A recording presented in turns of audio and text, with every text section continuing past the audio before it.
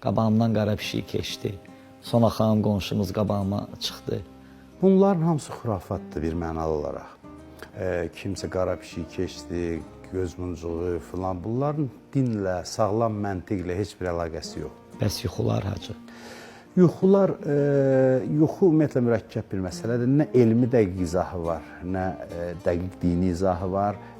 Bəzi yuxular var ki, onlar mənasızdır. İnsan gün ərzində müəyyən şeylər düşünür və gecə də onu yuxuda görür. Bizə tez-tez müraciət edirlər ki, ağ əmmamədə, ağ əbada hansısa bir kişi gəldi, mənə nəsə dedi.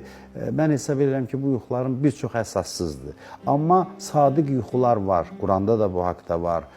Bəzən açıq-aşkar əlamətlər olur yuxuda. Bəzi Allah mesajlarını, xəbərlərini bəzi insanlara yuxu vasitəsilə verir.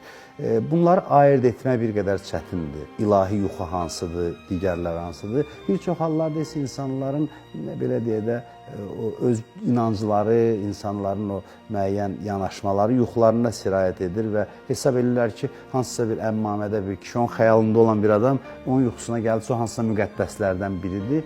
Bunlar yanlış. Ümumiyyətlə, insan həyatını yuxu əsasında qurmamalıdır.